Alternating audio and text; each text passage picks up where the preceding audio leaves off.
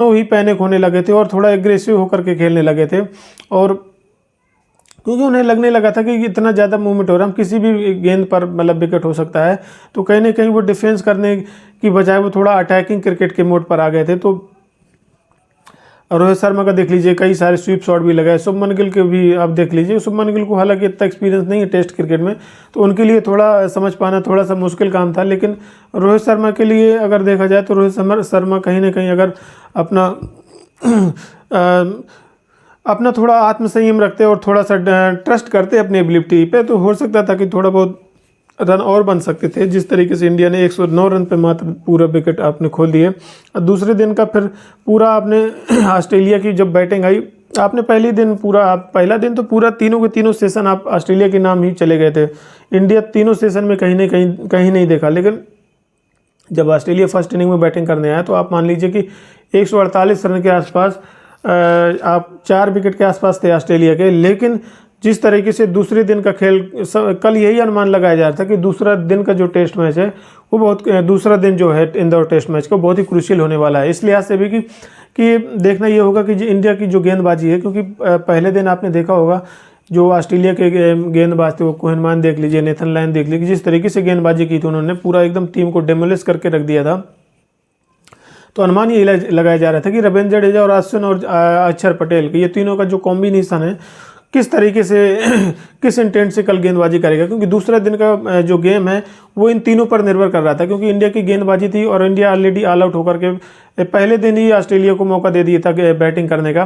तो जैसे ही दूसरे दिन का खेल शुरू हुआ, तो जैसे ही अश्विन ने विकेट निकाली, एक wicket I think Steve Smith, उसके बाद जो ऑस्ट्रेलिया का जो कोलैप्स हुआ है आपने देखा होगा, 6 विकेट इतनी जल्दी से जल्दी गिर गए, मात्र 6-7 ओवर के अंदर ही गिर गए थे। तो कहीं ना कहीं लग रहा था कि विकेट इतनी ज़्यादा गेंदबाजों के लिए इतनी ज़्यादा हेल्पफुल थी कि बैटिंग करना तो उस पिच पर लगभग बहुत ही ज़्यादा मुश्किल हो रहा था। मतलब हर बैट्समैन को आप देख लीजिए, उस्मान ख्वाजा ने जिस तरीके का इंटेंट दिखाया था फर्स्ट इनिंग में, वो बहुत ही काबिल तारीफ था। उन्होंने बहुत ही पॉजिटिव इंटेंट आई थिंक दिखाया था। जिस तरीके से उन्होंने अपना डिफेंस पर ट्रस्ट करके विकेट को जिस तरीके से रीड किया था, काफ़ी टाइम स्पेंड किया था। और यही कारण कि उन्होंने कम से कम 59 रन का 60 रन का कॉन्ट्रीब्यूशन दिया।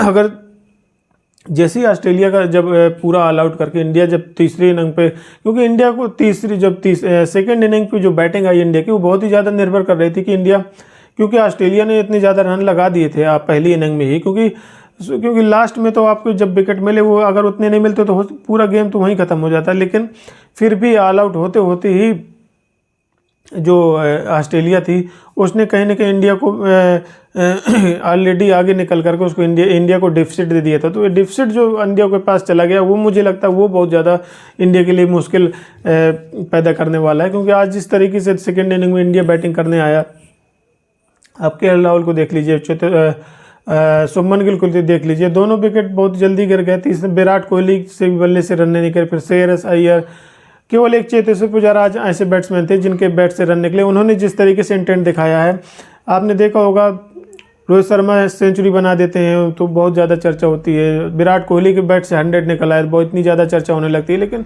कहीं ना कहीं अगर चेतेश्वर पुजारा का देखा जाए तो उन्होंने जो टेस्ट क्रिकेट में क्लास दिखाई, आप इस जो बैटिंग उनमें 59 रन बनाए हैं इस पारी में सेकेंड इनिंग में, कहीं ना कहीं अगर 59 रन नहीं बनाते तो आप ये मानिए तीसरे दिन तक गेम ही नहीं जाना था।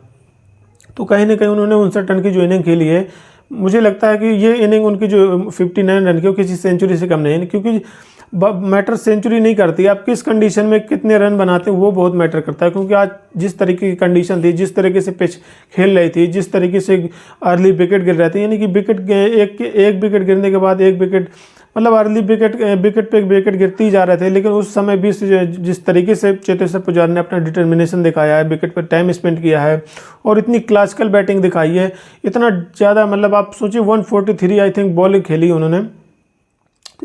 तो ये कहीं ना कहीं दर्शाता है कि उनका अंदर जितना एबिलिटी है वो कहीं ना कहीं बहुत ही अच्छी एबिलिटी को दर्शाया। इसी पिच पर आप टाइम स्पेंड करना, मुझे लगता है एक प्रॉपर जो प्रॉपर टेस्ट बैट्समैन होता है उसकी एबिलिटी को कहीं ना कहीं शो करता है कि उसके अंदर कितनी एबिलिटी है टेस्ट क्रिकेट मैच में को लेकर के।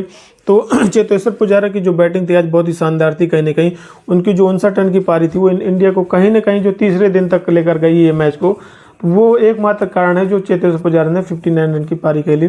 उसके अलावा अगर इंडिया की तरफ से देखा जाए तो कोई भी बैट्समैन ऐसा नहीं रहा कि इस पिच पर 40-50 रन का कंट्रीब्यूशन दे सके। आप देख लीजिए रोहित शर्मा ने अगर नागपुर टेस्ट मैच को उठा के देख लिए, उसके बाद भी उनके बल्ले